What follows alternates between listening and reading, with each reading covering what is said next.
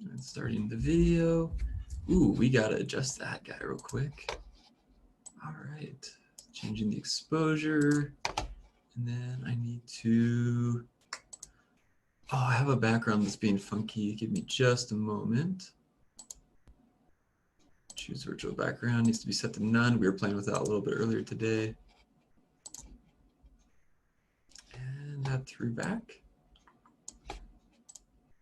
All right. Looks like we're on. All right, and then Preston, can you hear me okay?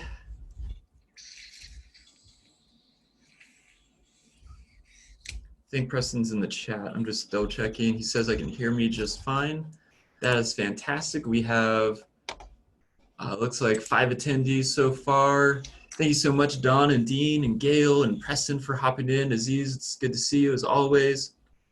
We're gonna get started here in just a moment. We always take a couple minutes to make sure that people do have the opportunity to hop in. Today we are going to be going over how to communicate with our customers, the best way to position, some branding, and making sure that we have some consistency going through with that.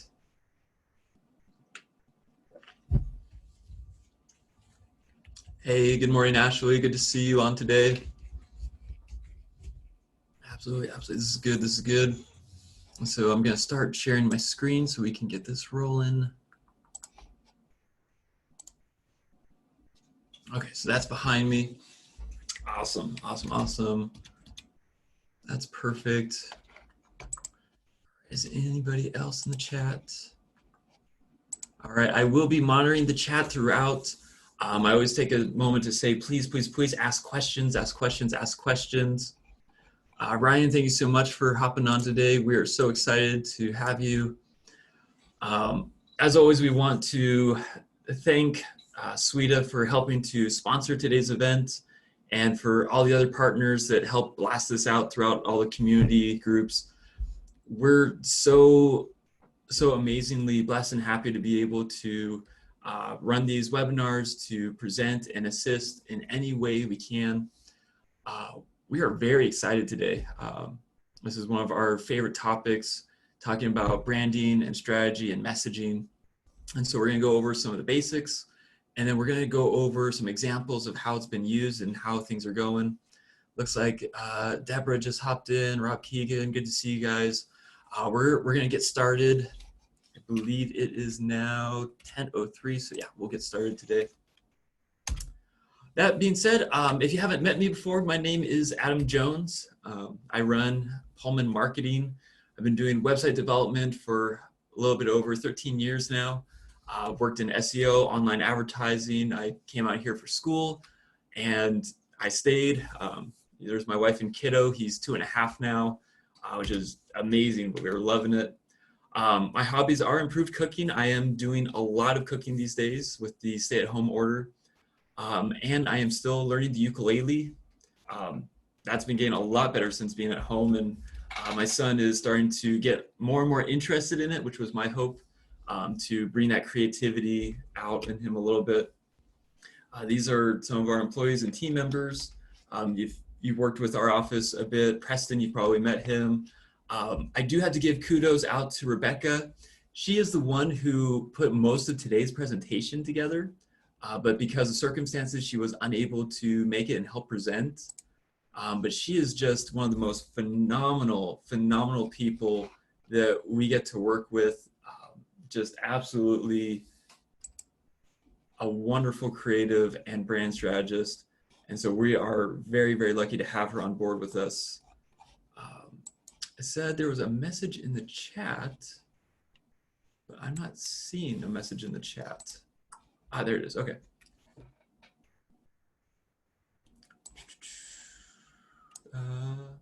Okay. And so for today, as always, during the webinar, we will provide ideas, methods, and suggestions. Please, please, please ask questions, ask questions, ask questions, ask questions in the chat. We will be monitoring the chat and working through it. Our heart is to help you make educated decisions to make your working life even better.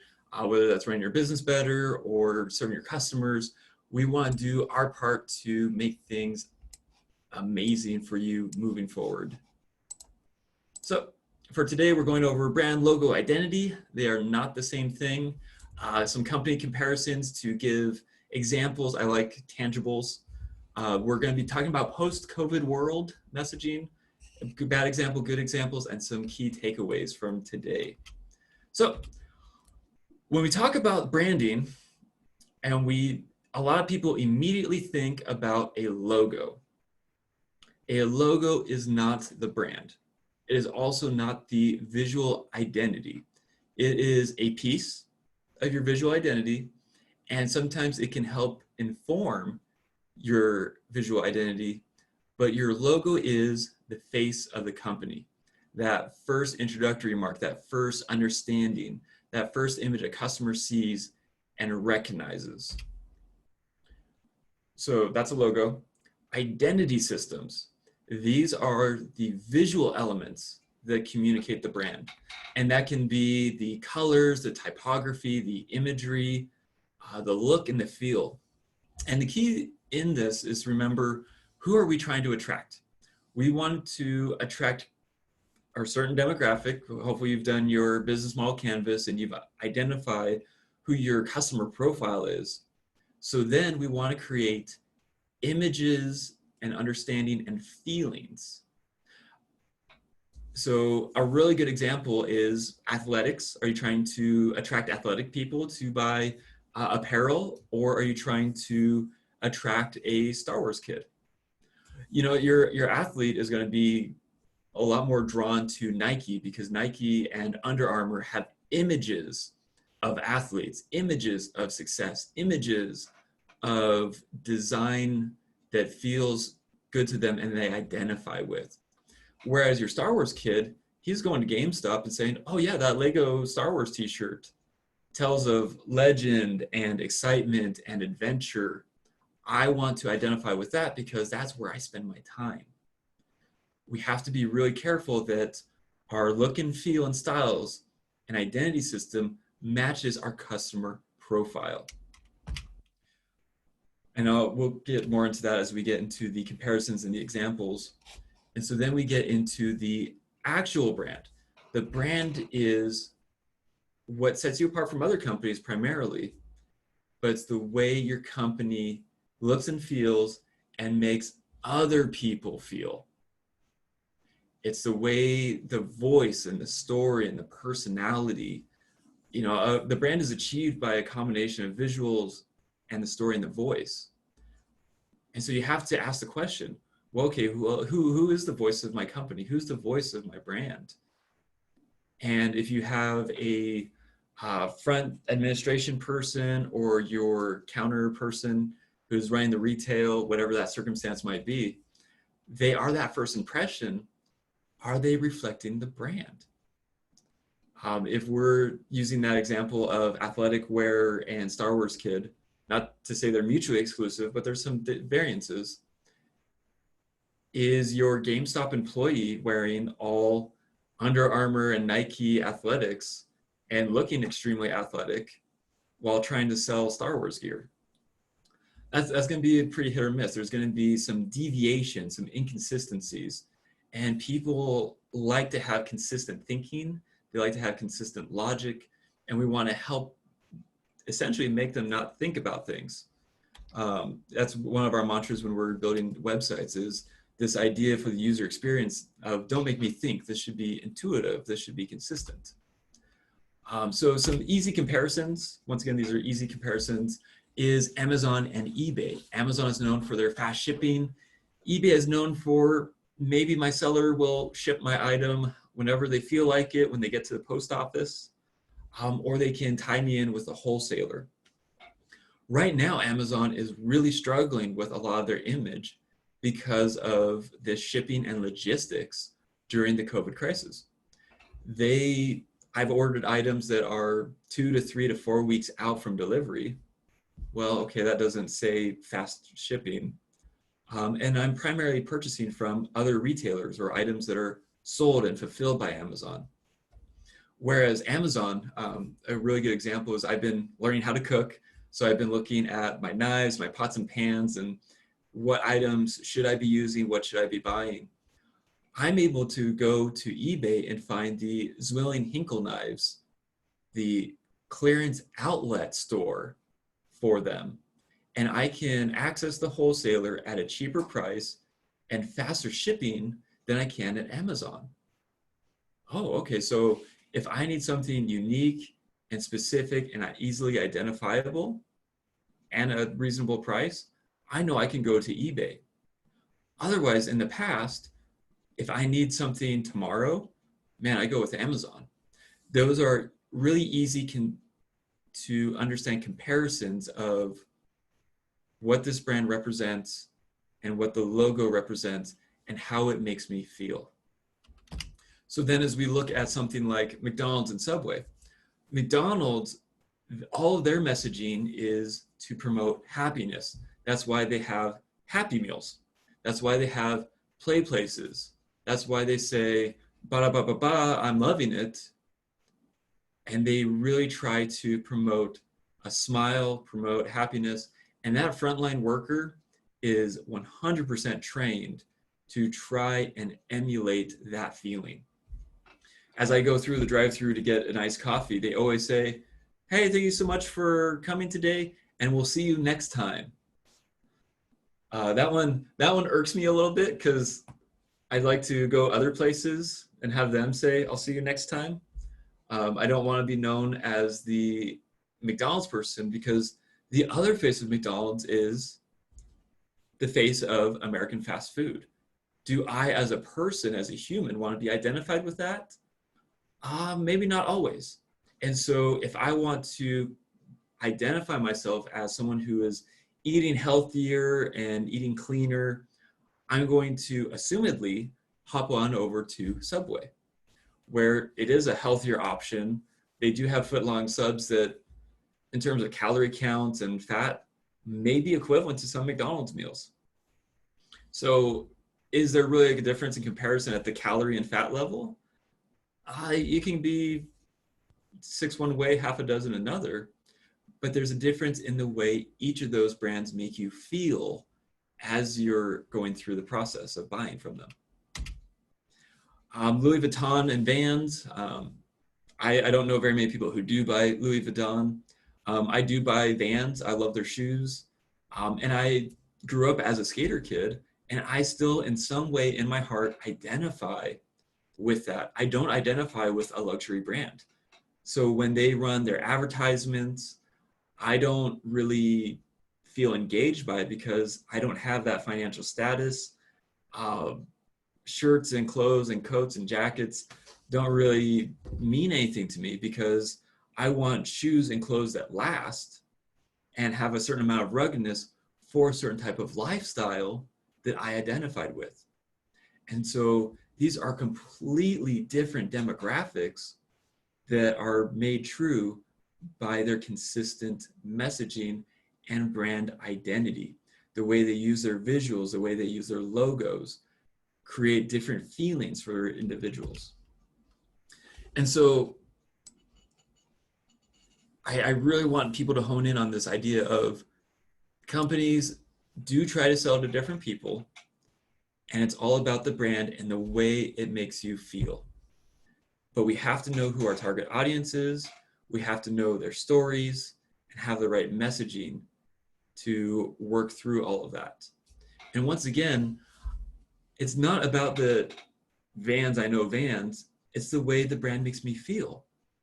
It triggers memories for me. It triggers experiences, it triggers stories, it triggers good, happy memories that I identify with the brand. Louis Vuitton just reminds me I don't have social economic status, or at least a very high one. So that doesn't make me feel good. So I remember Vans by the way it makes me feel, and it creates brand loyalty. We're going to talk about that in a couple slides. So I have to click next. So your brand, how would you say your brand makes people feel? Go ahead and if you're willing to, if you're open, feel free to drop that into the chat, whether it's happening or you want it to happen or what you're going for. It's really difficult because we can say it, we can try to make it happen, but there may be problems in the way that we present that can make people stumble over if there's inconsistencies. And so one of the ways, and I really want to hone into this idea of consistency, is your messaging consistent? And do you put out messages on a consistent basis? Apple is kind of one of those like cherry pick brands, but I want you to hone in on this idea that ever since Steve Jobs retook it over, they have had the same message, that this is about creative lives, living to the full potential of your life, and engaging in something that is sleek and powerful and intuitive and innovative. Those are all words and mantras that Apple has been saying since the 80s, 90s, and 2000s. That message has been 100% consistent, and they consistently put out advertising messages, social media, and YouTube videos that all have the same message, the same letters, the same colors, the same imagery to help invoke that feeling. Now, granted, I do think that they have tried to be too edgy over the years. They had one where they tried to make an iPad be the next laptop or personal computer. That who uses personal computers anymore? It's all about the iPad. I think they overstepped their bounds, but I do think they were still on brand for trying to push that creativity envelope. So then, for you, who is your target audience? Who are you trying to reach out to? Are you trying to do athletes or creatives or young or elderly? And what's that story that you're trying to tell? What are you trying to promote? Are you trying to promote happiness? Are you trying to promote happiness through being positive and gentle, or happiness through kind of ambitious and aggressive, or happiness through simplicity? There's all kinds of ways to make that voice of your story sound and that tonality that comes across. Let's see here. It looks like we do have something in the chat.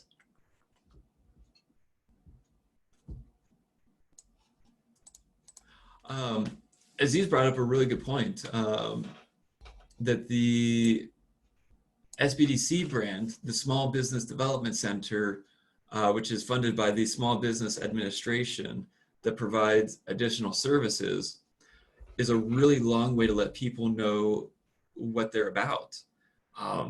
And Aziz is absolutely right that it can be difficult. When I've done referrals for Aziz, it is hard to explain all that they can help them with because there is so much. There isn't really a simple message that goes with it.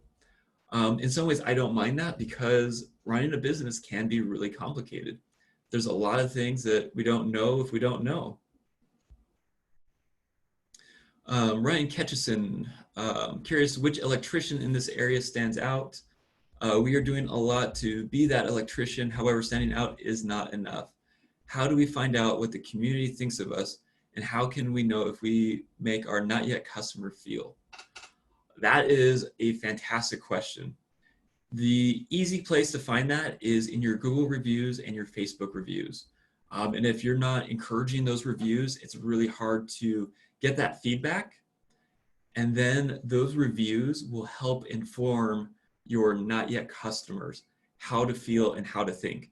Now, that is kind of a double-edged sword because the services have to be on point for those good reviews to happen, so that that trust of, and I'm sure you guys talk a lot about safety in safety inspections, making sure that the home is safe and good. I bought a home a few months ago. I think I did get a mailer from you guys. And so I think that your messaging is pretty solid. I think that there needs to be a little bit more of a personal tone. I don't know, and this is just me spitballing, I'd have to sit down and do a full kind of discovery session to identify. I don't know that I've ever seen a human on any of your pictures or messaging, or maybe a picture of the owner, or I know I've seen the cheetah truck. Like that is very distinctive, very, very distinctive, which is awesome. It's eye-catching. But I don't know who that person is. Is it a team of 10, a team of 20? Are you a franchise? And that's where I would say I do like how your branding feels almost franchisable or franchise-ish. And so there's a certain amount of standardization that comes across with that branding. So I personally like that a lot. However, I don't know if that was what you were going for. Maybe you were going for something more personal or maybe more corporate. I'm not sure. And so then your Google reviews and Facebook reviews can help shine the light on, oh yeah, Bob came out or Ryan came out and they were the best and they asked questions and we really enjoyed our experience with them. And so I think that's where you can really find a way to stand out and tell that story in the way that people are feeling towards your brand. Great question. I love the question. And if there's more that come up or you need clarification, please pop that into the chat. And so with that, there's that tone, there's that voice, and then how does the visual identity look? Are the colors loud? Are they energetic? Are they cooler or calmer? Do we want it to feel retro versus modern?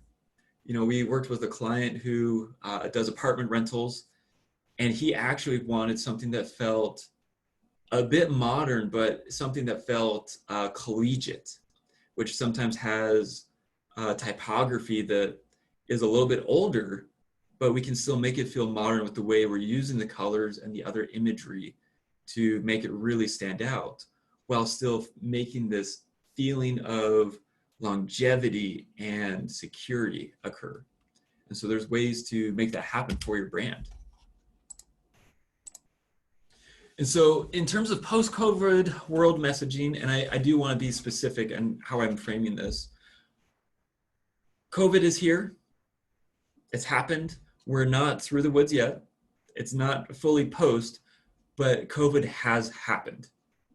And so in a post-COVID world, how do we want to speak to our audiences? And so these are general guidelines that we would promote, is that during crisis, some states are still in crisis, other states are feeling more open. And so this is for you as your business as a business owner to evaluate where you should be and how you should be making your customers feel. During that crisis point, it should be a tone of calming and security. We're not recommending to run a bunch of promotions, but we want messaging that says, we're here for you. We're here in this together, and we're here to help you work out whatever your needs might be. We want to make that happen. And so then as we get into what we would call the relief phase of this, the messaging should be more hopeful, more reassurance, and then a sprinkling of offers saying, hey, we're having people come in for the restaurants, maybe 50% capacity. And so, for the first 5 people that come and visit us, we want to reward you and your bravery and working with us to make the best experience possible. We're going to do a percentage off or a coupon off. We want to help you make the best of it. And we want you to experience the best that we can offer at this current time. And then as we enter into the recovery phase, we want the messaging to be still uplifting, very encouraging. You can start doing more promotions. I wouldn't say, go gangbusters on stuff. Be sensitive with the current circumstances. Yet the tonality and the voice that we're recommending is this idea of, let's get back to it. And there's some variations that we can do with that, and I'm going to talk about that in just a moment. But where it's never going to be normal again, we want to acknowledge that. but let's walk forward together. Let's make the best of it together, and let's get back to it together, is what we would say and suggest.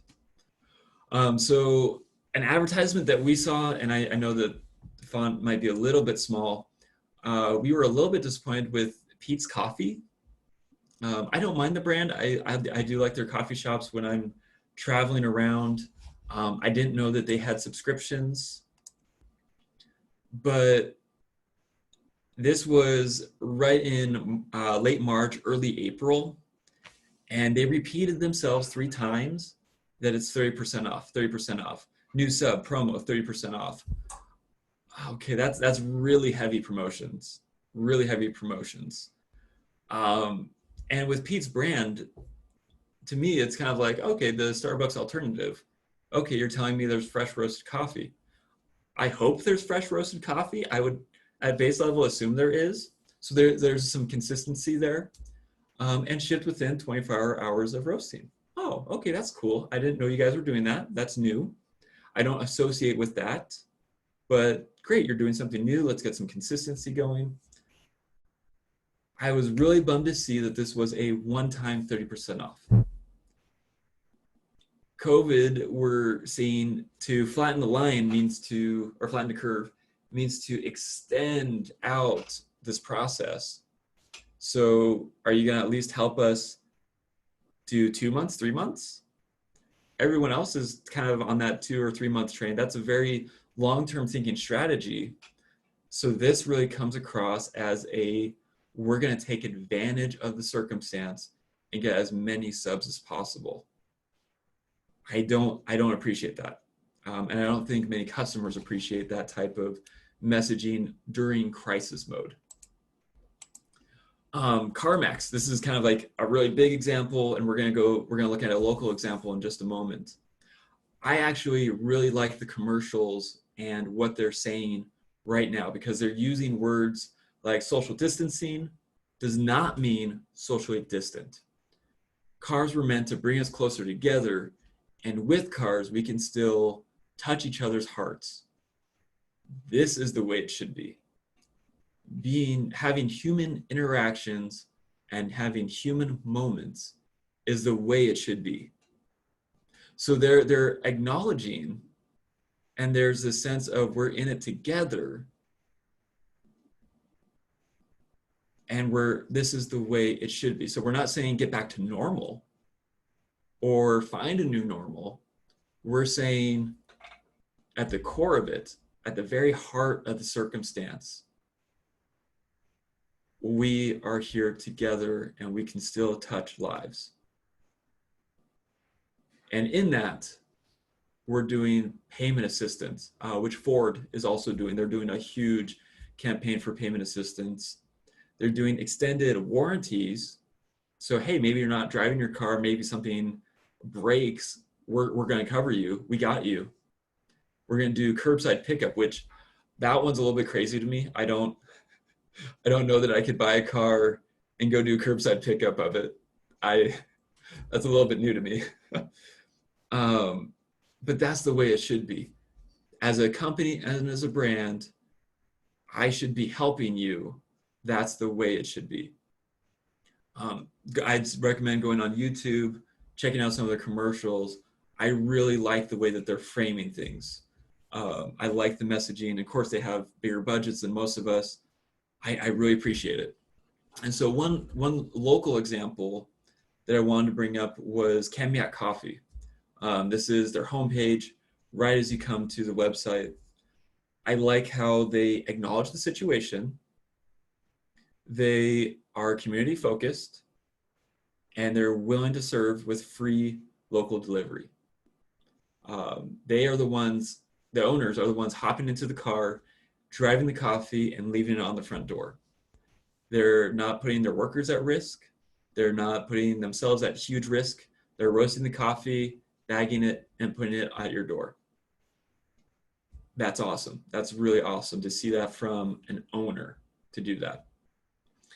And there is some promotions that's, free shipping, free local delivery. We're going to promote other businesses. If you go to their Instagram, they're promoting Red Star in one of their images. but they are helping you to maintain your coffee lifestyle in spite of COVID-19. There's a sense of connoisseurship, which is consistent with their branding across the board. Pete's Coffee said, have fresh coffee. Cameo Coffee is saying, engage with the coffee, engage with your lifestyle, engage with these feelings that come with it. And what is really, really cool that I really like is pre-COVID, Cameo Coffee's messaging was, we acknowledge not every coffee farm is the best. We are working hard to make it better and create a better community, and we are willing to serve our communities and provide the best. Their messaging with their brand and the way that they make people feel is the same pre-COVID, current COVID, and post-COVID. When you have consistency of messaging and you have an idea of the way you want your brand to make people feel, it's really easy to do these follow-up steps during crisis mode. They were able to lean on their brand and make that happen. So, what messaging should you do? It's my favorite answer. It depends. It really depends. Not everyone is going to have the same flexibility, so I can't really create a whole lot of blanket statements. What I can say, though, is lean on that brand identity if it's there. If you have the messaging and there's consistency of sending out messages, lean on that. Lean on the way that you were wanting to make people feel. Here at Pullman Marketing, almost none of our messaging has changed. Pre-COVID, we've always tried to have a messaging and sense of no hassle solutions, very approachable. We are here to serve and to make your business the best it can be. Coming into COVID crisis mode, we were one of the first ones to respond and try and do some webinars to pull people up and get your businesses online, fill in some gaps if we can, because we were here to serve in a time of crisis. That's pre-COVID, that's current COVID and post-COVID. We are here to serve, and that hasn't changed at all. It looks like Aziz mentioned, I feel that small businesses can really shine during the crisis by bringing out their personality, including customer-centric, courtesy, quality, and more. And I 100% agree, 100% agree. And so I think if there's more opportunities for that, this is the best opportunity, whether that's Facebook or your website or YouTube or Facebook Live. This is the time for your brand identity, voice, and messaging to really come out and to have it reflect. That's all that we had for today. I do want to once again thank SWEDA, the Southeastern Washington Economic Development Association, for working with us to help put these on and promote it, along with the other organizations that help send out the message and say that we're doing webinars to help small businesses. I do want to open up for any more questions or things or thoughts that may still be percolating. We're going to leave it open for questions for just 2 or 3 more minutes. Thank you all so much for coming and attending. Ryan, you had great questions. Aziz, thank you for your comments in there. Let's see. I'm waiting to see if any other questions come on board.